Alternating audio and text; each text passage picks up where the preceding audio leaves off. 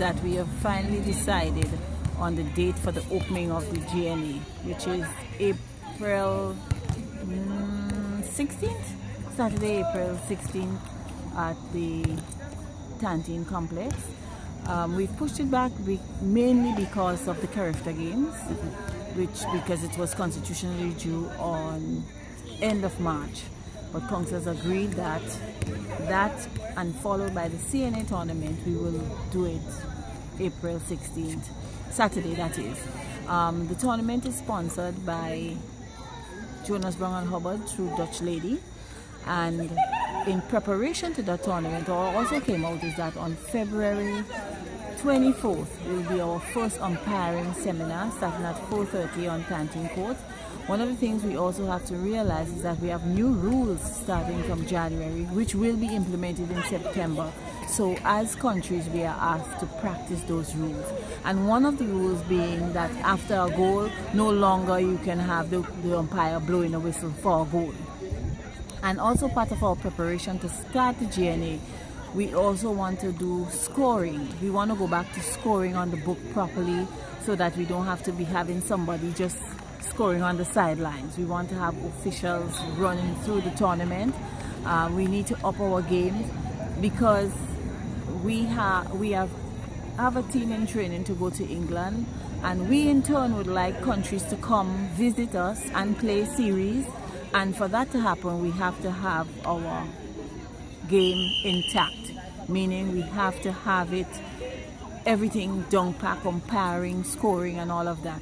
So I want to urge clubs and teams to please start your training, start preparing in your communities, getting your teams ready, because we want to have a bumper season. And additionally, what we also have been able to secure from the sponsor is monetary prizes for teams so that we can build clubs.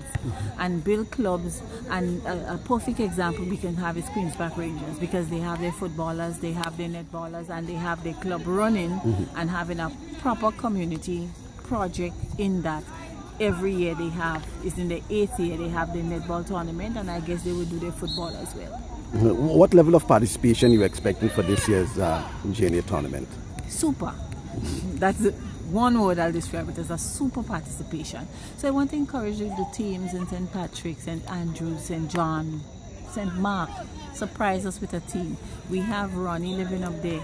Let's try and encourage, our schools. That's one of the decisions we have also taken, is to invite our schools, schools, and invite them to participate in the tournament as well in the B division, so that we'll have them not only playing netball at the end in secondary school tournament, but a part of the open tournament as well.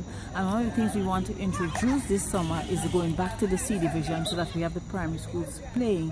I heard the Teachers Credit Union saying that in May they intend to run a primary school project, and if that is so, then we wouldn't do one, but we'll just support them in their efforts.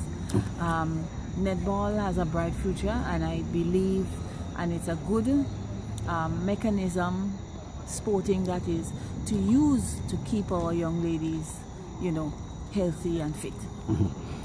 Preparations for tournaments, I noticed that we have a junior team and the senior team in training.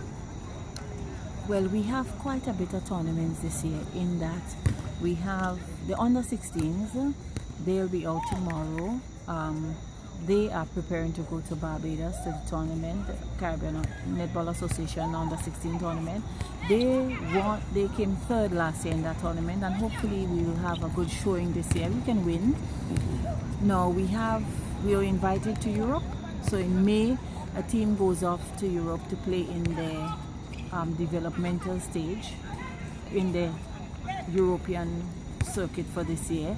Our games start from the 12th and ends on the 15th.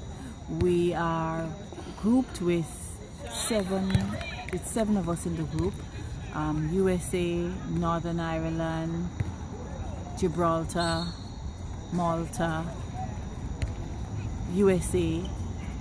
We are all in one group, and hopefully we are hoping to do quite well.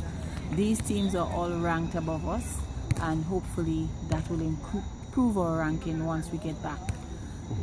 So, and in turn, hopefully we can get exposure for our girls, because we have one player who would have been playing professionally in England, and we believe in early preparation. I believe in early preparation. So the under 23s we have to defend. So we need to have them always, keep them abreast, keep them intact, keep them fit, keep their minds going. So we are not it's not intensive training, but they are training with the seniors who are going, so that together and equally they have, more or less the same skill as you would have observed from your taping. Okay. And Obi from Jamaica is back again. Obi is back again, and Obi is willing and is imparting her knowledge not only to the players but to other coaches. Welcome to come along. It's an investment we are looking at, meaning that with her presence she will be able to help us push not only our playing skills but our coaching as well. Because as I have noticed, every time I come I see a different form of training that she's using, and it's a plus we have. I thank her for her time. I thank the ministry for understanding our thrust and our objective of working on two fangs of the investment, meaning she's coaching the team and also helping our coaches, because we have a batch of coaches who would have started the level 1 coaching program last year in November, and in May they'll do the final, so that too will help them in their preparation for that. So it's all one bulk of utilizing OB skill, not only for training the girls but also for helping out with the coaching staff.